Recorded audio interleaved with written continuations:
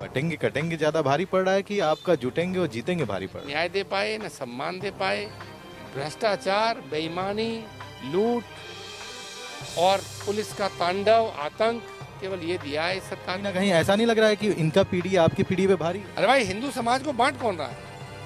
जो ऊंच नीच में विश्वास करता है, बड़े छोटे में विश्वास करता है, अपने को ज्यादा हिंदू या दूसरे को कम हिंदू मानता है, ये कौन मानता है? केशव मौर्य कह रहे हैं कि 2 सीटों पे शक है, बाकी सीटें वो जीत रहे हैं। केशव मौर्य के आप लोग इंटरव्यू बयान ले लेते हो, इसलिए पता है कि वो प्रदेश में, अगर आप लोग इंटरव्यू न लो तो जनता समझे वो तो महाराष्ट्र चले गए प्रचार करने। अली भी है, बजरंग बली भी है, संग पीढ़ी की एकता की टोली भी है, जिसे देख विरोधियों में मच गई खलबली भी है। जी हाँ, ये पोस्टर आप देख रहे हैं, लखनऊ के समाजवादी पार्टी कार्यालय पर ये पोस्टर लगा हुआ है। इस पोस्टर को अभिषेक वाजपेयी, जो कि अपने आप को प्रवक्ता समाजवादी पार्टी बता रहे हैं, उनके द्वारा इस पोस्टर को लगाया गया है। इस तरह के पोस्टर समाजवादी पार्टी के कार्यालय पर अब लगने शुरू हो गए हैं। इसके पहले बटेंगे तो कटेंगे वाला बयान आया था, उसके बाद जुड़ेंगे तो जीतेंगे का बयान आया और पोस्टर लगे, और अब जो है बयानबाजियां राजनीति में चल रही हैं, चाहे भारतीय जनता पार्टी हो या समाजवादी पार्टी हो, दोनों ही दल के नेताओं की तरफ से लगातार बयानबाजियां की जा रही हैं। और उन बयानबाजियों के बाद पोस्टर भी आप देख सकते हैं। एक पोस्टर और समाजवादी पार्टी के कार्यालय पर लगा हुआ है, उस पोस्टर को भी आप देखेंगे।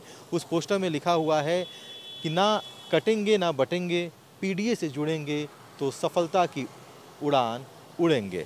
जी हाँ, इस तरह के तमाम पोस्टर समाजवादी पार्टी के कार्यालय पर लगाए गए हैं। क्योंकि उपचुनाव चल रहा है और उपचुनाव में 9 सीटों पर मतदान होना है 20 नवंबर को, जिसको लेकर चाहे भारतीय जनता पार्टी हो या समाजवादी पार्टी हो, दोनों ने ही अपनी कमर कस ली है और दोनों ही दलों की तरफ से लगातार बयानबाजियां चल रही हैं। मुख्यमंत्री योगी आदित्यनाथ भी समाजवादी पार्टी के ऊपर गंभीर आरोप लगा रहे हैं और बड़े बड़े बयान दे रहे हैं, तो वहीं समाजवादी पार्टी की तरफ से भी बड़े बड़े बयान दिए जा रहे हैं। मुख्यमंत्री योगी आदित्यनाथ ने सपा को गुंडा कहा, तो वहीं अखिलेश यादव ने भी मुख्यमंत्री योगी आदित्यनाथ पर व्यक्तिगत टिप्पणी की, ऐसा भी आरोप लगा है। तो इस तरह के बयानबाजियां हो रहे हैं और पीडीए की बात हो रही है। एक तरफ भारतीय जनता पार्टी ने कह दिया है कि उनका भी पीडीए है, वो है पिछड़ा, दलित और अगड़ा। तो समाजवादी पार्टी भी अपने पीडीए की बात करती है, पिछड़ा, दलित और अल्पसंख्यक की। इन सारे मुद्दों पर हमने समाजवादी पार्टी के वरिष्ठ नेता हैं उदयवीर जी, उनसे भी हमने खास बात की और समझने की कोशिश की कि जो ये पोस्टर वार चल रहा है, जो पोस्टर लगाए जा रहे हैं, ये क्यों हो रहा है और इस पर समाजवादी पार्टी का क्या नज़रिया है। कि बटेंगे कटेंगे ज़्यादा भारी पड़ रहा है कि आपका जुटेंगे और जीतेंगे भारी पड़ रहा है? बटेंगे तो कटेंगे का नारा किसी को सरकार में रहते हुए तभी देना पड़ता है जब वो ये मान लेता है कि हमारे पास अपना काम बताने के लिए कुछ नहीं है। हमने समाज के लोगों से वोट मांगने के लिए कोई काम नहीं किया है। कोई ऐसी चीज़ नहीं है कि हम किसी के कंधे पे हाथ रख के कहें कि हम सरकार में रहे तो हमने आपकी ज़िंदगी को इसे संवारा, आपके बच्चों के लिए ऐसे भविष्य मजबूत किया, या आपके लिए कोई रोजी रोजगार से लेके कोई इंतज़ाम किया। क्योंकि जोड़ने का संसाधन तो सरकार है। आपको लग रहा है कि जो बट रहा है उस बटने का कारण ख़त्म कर दीजिए। किसी पे शिक्षा नहीं है, शिक्षा दे दीजिए। गरीबी अमीरी में अंतर है, उसे दूर कर दीजिए। सामाजिक न्याय में कोई पिछड़ गया है, उसको सम्मान नहीं मिल रहा, सम्मान दे दीजिए। तो योगी जी न न्याय दे पाए, न सम्मान दे पाए, भ्रष्टाचार, बेईमानी, लूट और पुलिस का तांडव, आतंक केवल ये दिया है इस सरकार ने, इसलिए ऐसे नारे लगा रहे हैं।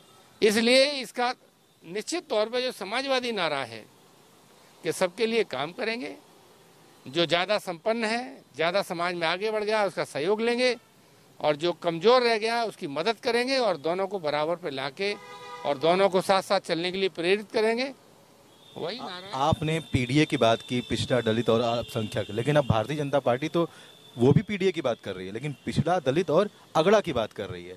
तो कहीं ना कहीं ऐसा नहीं लग रहा है कि इनका पीडीए आपकी पीडीए पे भारी है, क्योंकि ये हिंदुओं को एकजुट करने की बात कर रहे हैं? पहले आप भारतीय जनता पार्टी के लोगों से पूछो कि जो पीडीए की परिभाषा क्या समझते हैं वो। कोई परिवार से जोड़ देता है, कोई अपराधी से जोड़ देता है, कोई पिछड़े से जोड़ रहा है, कोई अगड़े से जोड़ रहा है। तो जब वो यही स्पष्ट नहीं होने कि उनका पीडीए का मतलब क्या है। अरे भाई, हिंदू समाज को बांट कौन रहा है? जो ऊंच नीच में विश्वास करता है, बड़े छोटे में विश्वास करता है, अपने को ज़्यादा हिंदू या दूसरे को कम हिंदू मानता है। ये कौन मानता है? ये तो भाजपा के ही लोग मानते हैं ना। आप मंदिर में जाएंगे तो मंदिर धुलवा डालेंगे, अखिलेश जी अगर मकान खाली करेंगे तो मकान के शुद्धिकरण करेंगे।